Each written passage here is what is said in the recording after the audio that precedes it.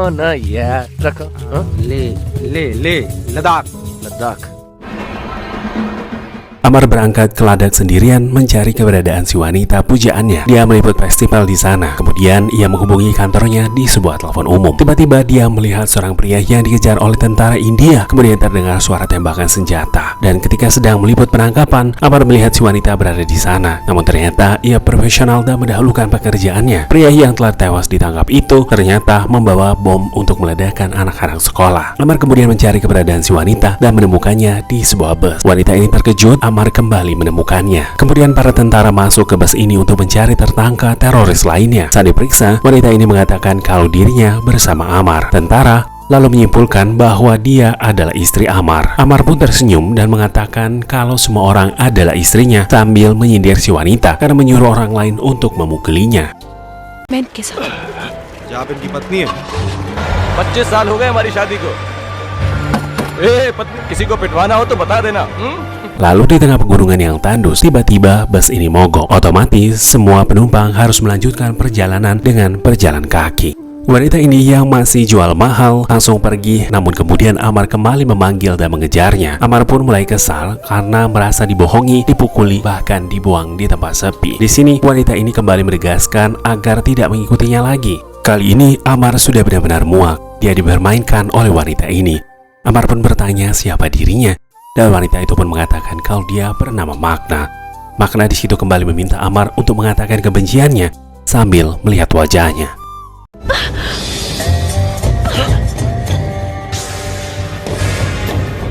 Sekeras-kerasnya hati wanita jika terus dirayu akhirnya mau juga. Di pegunungan ini mereka terjebak, namun untungnya warga asli di sana membantu mereka. कभी लड़की नहीं देखी क्या? Ketika badai akan datang, Amar malah duduk santai. Magna pun menghampirinya dengan emosi.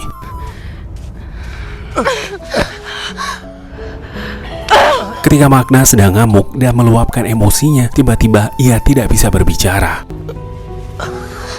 बोलो क्या हुआ? Singkat cerita, mereka berlindung di rumah penduduk di sana. Dan tak sengaja, Amar mengintip Magna yang sedang mandi. Keesokan harinya, Amar mengajak Magna ke sebuah kuil dengan tujuan akan menikahi Magna di sini. Magna pun di situ meminta maaf kepada biksu ini dan mengatakan kalau Amar sudah gila. Amar kemudian meminta Magna agar dia bisa menikahinya. Namun Magna menolak dengan alasan tidak punya waktu. Mereka kembali melanjutkan perjalanan. Amar terus menggodanya bahwa dia ingin menikah dan memiliki anak. Magna kali ini mulai merespon Amar bahwa dia ingin memiliki anak sebanyak 8. कितने बच्चे हो? तुम्हारी तरह होंगे, तुम्हें रखना उनको अपने पास. Amar terkejut mendengarnya, namun tentu saja ia berbahagia. Meskipun itu hanya khayalan mereka saja. Karena nyatanya, Magna tetap tidak mau menikah dengan Amar. Magna beralasan jika dirinya akan segera mati. Amar di situ menganggap perkataan Magna sebagai candaan biasa. Malam pun kembali tiba, mereka harus beristirahat di puncak pegunungan. Amar di situ memanfaatkan situasi agar bisa lebih dekat dengan Magna. Magna pun terlihat cantik dengan senyumannya. Bahkan mereka hampir saja bercumbu. Namun ketika terbangun, Amar kembali harus kecewa karena Magna telah pergi meninggalkannya. Dia hanya meninggalkan sebuah puisi di atas pasir yang tulisannya beberapa orang suka menulis di atas pasir, namun dengan satu hembusan saja mereka akan terhempas.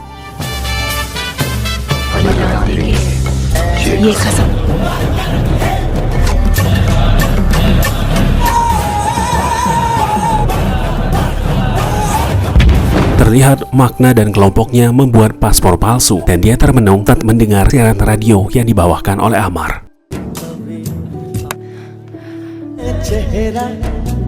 Akhirnya Amar kembali ke keluarga besarnya. Tak lama setelah itu datang seorang wanita bernama Priti yang dijodohkan dengannya. Namun ternyata Priti mencintai orang lain, tapi dia mengalami kegagalan sama seperti Amar. Meskipun hati mereka tertuju kepada orang lain, namun mereka harus mengatakan keputusan mereka kepada pihak keluarga secepatnya. Tak lama kemudian Amar melihat pria yang memukulinya waktu itu. Dia pun langsung lari kabur dan Amar mengejarnya. Amar tidak sengaja menabrak seseorang perempuan yang disangkanya adalah laki-laki. Tiba-tiba pria itu ditemukan beberapa polisi dan ditangkap. Namun dia malah menelan sebuah kapsul yang berisi sianida. Dan terungkaplah kalau pria ini berasal dari pimpinan kelompok Magna dan pria ini bernama Ken. Keluarga Amar dan Priti langsung menanyakan keputusan mereka. Priti tampak ragu untuk menikah dengan Amar, tetapi Amar setuju untuk menikah. Kemudian pihak kepolisian mengidentifikasi mayat yang bernama Ken ini. Mereka menemukan sebuah suling dan sebuah catatan. Fakta kembali terungkap bahwa Ken ternyata kakak kandung dari Magna. Namun tiba-tiba Magna datang ke rumahnya bersama seorang bernama Mita. Dia pun mengatakan bahwa dirinya telah diusir dari rumah dan desanya. Dia juga tidak memiliki tempat tinggal. Dia membutuhkan tempat dan pekerjaan. Bahkan Magna mengatakan dia pernah bekerja di sebuah stasiun radio. Hingga akhirnya Magna harus menyaksikan Amar yang melakukan pertunangan di hari itu.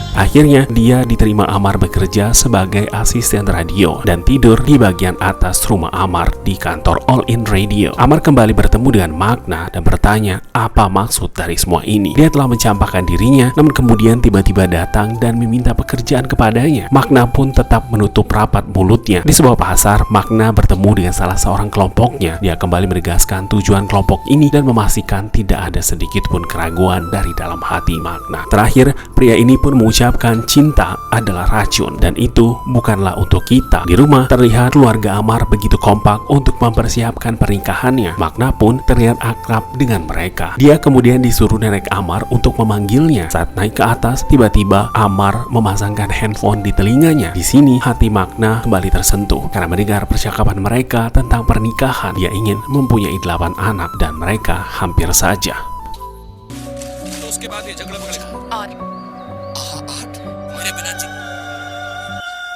Polisi yang menangani teroris melakukan penyelidikan dari tersangka Ken yang melakukan bunuh diri dengan menelan sianida. Mereka pun menggeledah rumahnya dan menemukan peledak di sana. Lalu tiba-tiba